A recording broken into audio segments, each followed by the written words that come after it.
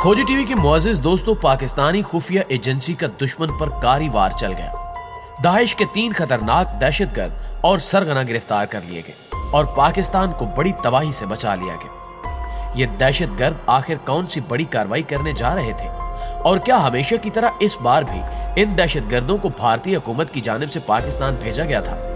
आज की ज़ेरे नज़र वीडियो में हम आपको इसी हवाले से चंद जरूरी मालूमात देने की कोशिश करेंगे और बताएंगे कि पाकिस्तानी खुफिया एजेंसीज ने कैसे इन खतरनाक दहशतगर्दों को दबोचा।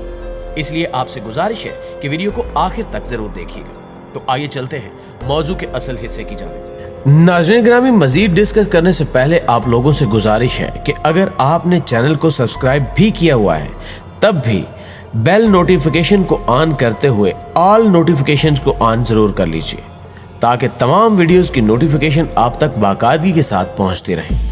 मुअज़्ज़िज़ नाज़रीन ग्रामी, पाकिस्तान के खिलाफ दुश्मन हमेशा ही मज़मूम कार्रवाइयों में मसरूफ रहा है। कभी अमेरिका तो कभी भारत पाकिस्तान मुखालिफ अनासर की सरपरस्ती करते हुए पाकिस्तान को नुकसान पहुंचाने की कोशिश करते आए हैं। लेकिन रब्बे अजीम के फजलो करम से पाक फौज ने अपने वतन की हिफाजत के लिए तन मन धन कुर्बान करके कभी भी इसके दिफा पर आंच नहीं आने दी और ये सिलसिला क़याम पाकिस्तान से अब तक जारी और सारी है।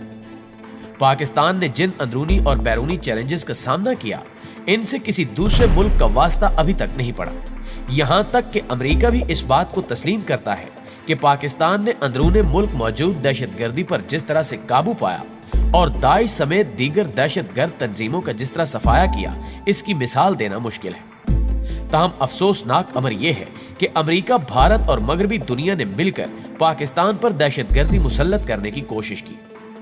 दाइश नामी तंजीम से कौन वाकिफ नहीं, इसे अमेरिका और मगरबी दुनिया की नाजायज औलाद तस्वुर किया जाता है जिसे मुसलमानों के खिलाफ मैदान में उतारा गया है।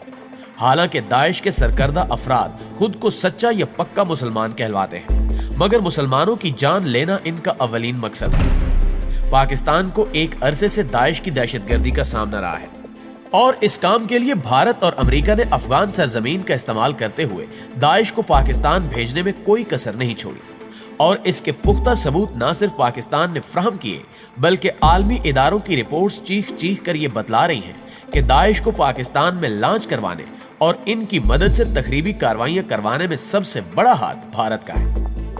अब की बार भारत ने मजमूम इरादों के तहत पाकिस्तान में तखरीबी कार्रवाई का प्लान तरतीब दिया, मगर इसकी सारी चालें उल्टी पड़ चुकी हैं क्योंकि ISI की कामयाब कार्रवाई के बाद दाइश के 3 दहशतगर्द जिंदा गिरफ्तार किए जा चुके हैं।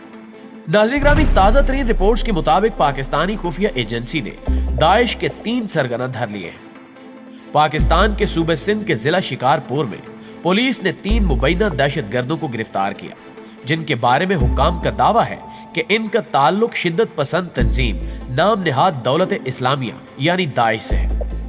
पुलिस का कहना है कि ये अफराद यौम अली पर तकरीब कारी का इरादा रखते थे। मुल्जिमान की शनाख्त खाले महमूद पिदरानी उर्फ अमीर हमजा, सदीक बरोही और उस्मान बरोही के नाम से की गई है। इनके कब्जे से 2 अदद प्रेशर कुकर आईडीज यानी देसी साख्ता बम, 2 दस्ती बम और 3 पिस्तौल बरामद किए गए।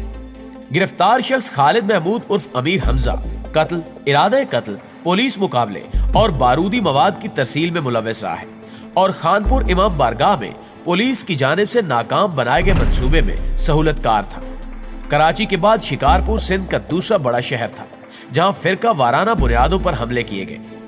इनमें साबिक रुकने असेंबली इब्राहिम जतोई के काफिले पर हमला, उनके गांव में मजलिस पर हमले की कोशिश, दरगाह हाजन शाह माड़ीवाला में धमाका और शिकारपुर शहर की इमाम बारगाह में खुदकुश हमला शामिल है। इसके बाद पड़ोसी जिला जैकबाबाद में मातमी जलूस पर भी हमला किया गया। काउंटर टेररिज्म पुलिस के मुताबिक शिकारपुर जिले या आसपास के इजला की दहशतगर्द तंजीमों का ताल्लुक या राब्ता कराची से नहीं बल्कि बलोचिस्तान और अफगानिस्तान से है और इनके वहां पर रिश्तेदारियां भी हैं। ये कोई बड़ा सेटअप नहीं है, ये ग्रोहों की सूरत में काम करते हैं।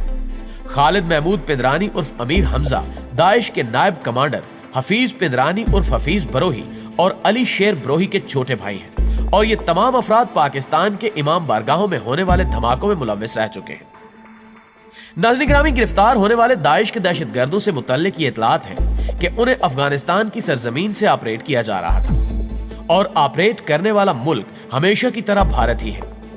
بلوچستان میں ہونے والے حالیہ دھماکے میں بھی یہی گروہ ملوث تھا، جبکہ تحریک لبیک کے دھرنے میں بڑی تخریبی کارروائی کرنے کے لیے اسی دہشت گرد گروہ کو بھارت کی جانب سے ٹاسک دیے گئے تھے، مگر اللہ پاک کے فضل و کرم سے پاک فوج نے بر وقت کارروائی کرتے ہوئے اس گروہ کو اس وقت بھی ناکام بنایا اور اب اسے گرفتار کر لیا گیا ہے، جس سے اندازہ ہوتا ہے کہ دشمن ملک بھارت پاکستان کے خلاف ہمہ وقت سازشیں بننے کی کوشش کرتا رہتا ہے، جس کے کئی ثبوت آن دی ریکارڈ موجود ہیں۔ ابھی چند دن قبل کی بات ہے کہ جب عالمی ادارے نے بھارت کے اہم راز افشاں کرتے ہوئے دنیا بھر کو بتلایا کہ بھارت اور داعش کے روابط سالوں سے قائم ہیں، امریکی ادارے فارن پالیسی نے اپنی رپورٹ میں انکشاف کیا کہ اب داعش کی کارروائیوں میں حصہ لینے والے شدت پسندوں میں سے اکثریت کا تعلق بھارت اور وسطی ایشیا سے ہے۔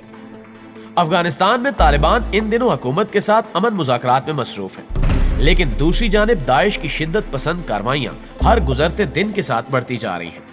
حال ہی میں افغانستان کے صوبے خراسان میں داعش نے جلال آباد کی جیل پر حملہ کیا تھا تاکہ اپنے قید ساتھیوں کو رہا کرا سکے، اور اس حملے میں سب سے دلچسپ امر یہ تھا کہ اس میں افغان، بھارتی اور تاجک باشندوں نے شرکت کی تھی۔ دوستو، اسی رپورٹ میں کہا گیا کہ بھارت سمیت مختلف ممالک کے باشندوں نے مل کر داعش نامی دہشت گرد گروہ کو ایک جھنڈے تلے جمع کیا اور ان سے مختلف حملے کروائے گئے۔ ان حملوں میں 2019 میں ایسٹر کے موقع پر چرچ میں کیا گیا حملہ بھی شامل ہے، جس میں 300 سے زائد افراد لقمہ اجل بن گئے تھے۔ اس کے علاوہ 2017 میں نئے سال کے موقع پر ترکی میں نائٹ کلب، 2017 میں نیو یارک شہر میں ٹرک حملہ اور سٹاک ہوم میں کیا گیا حملہ بھی اسی سلسلے کی کڑی ہے۔ اس سلسلے میں بتایا گیا کہ ان حملوں کی منصوبہ بندی میں بھارت کا ملوث ہونا انتہائی پریشان کن ہے، حالانکہ بھارت کا دہشت گردی میں ملوث ہونا کوئی نئی بات نہیں۔ رپورٹ کے مطابق اس سلسلے میں اہم موڑ شام میں جاری خانہ جنگی کے دوران ثابت ہوا اور نوجوان وہاں کا بڑی تعداد میں رخ کر رہے تھے، جس میں بھارت اور وسطی ایشیا سے تعلق رکھنے والے نوجوانوں کی تعداد سب سے زیادہ ہے۔ تاجک جنگجوؤں کے مقابلے میں ان شدت پسند گروپوں میں بھارتی نوجوانوں سے متعصبانہ رویہ رکھا جاتا ہے، جہاں انہیں غلام تصور کیا جاتا ہے، لیکن اس کے باوجود وہ بڑی تعداد میں جوک در جوک اس گروپ کا حصہ بن رہے ہیں۔ بھارت سے افغانستان میں داعش کے ذریعے بڑے پیمانے پر حملے کیے گئے، جس کی سب سے بڑی مثال جلال آباد جیل پر حملہ ہے۔ اس کے علاوہ کابل میں سکھ گردوارے پر حملہ بھی بھارت سے کیا گیا، اور داعش نے یہ منصوبہ بہت سوچ سمجھ کر تشکیل دیا تھا۔ گزشتہ سال داعش نے باضابطہ طور پر بھارت میں اپنی ایک شاخ کھولنے کا اعلان کیا تھا۔ فارن پالیسی نے اپنی رپورٹ میں دعویٰ کیا کہ سری لنکا میں 2019 میں ایسٹر پر کیے گئے حملے میں بھارت کے ملوث ہونے کے ٹھوس ثبوت ملے تھے، اور اگر بھارت میں بڑھتی ہوئی انتہا پسندی پر توجہ نہ دی گئی تو اس کے مستقبل میں عالمی منظرنامے پر تباہ کن اثرات مرتب ہوں گے۔ محترم ناظرین، اس کے علاوہ کئی ایک رپورٹس میں یہ بھی بتایا جا چکا ہے کہ کیسے بھارت داعش کے ذریعے پاکستان میں تخریبی کارروائیاں کراتا ہے۔ ضرورت اس امر کی ہے کہ عالمی ادارے بھارت کے خلاف ایکشن لیں تاکہ خطے کے امن کو لاکھ خطرات کم کیے جا سکیں۔ جی تو معزز دوستو، اس حوالے سے آپ کی رائے کیا کہتی ہے؟ کمنٹ کر کے ہمارے ساتھ شیئر ضرور کیجیے، اور اگر ویڈیو اچھی لگے تو اسے لائک کرتے ہوئے اپنے دیگر دوستوں کے ساتھ بھی شیئر کر دیجیے۔ انشاءاللہ آپ سے ملاقات ہوتی ہے اگلی ویڈیو میں، تب تک اپنا اور اپنے پیاروں کا ڈھیر سارا خیال رکھیے گا۔ اللہ نگہبان۔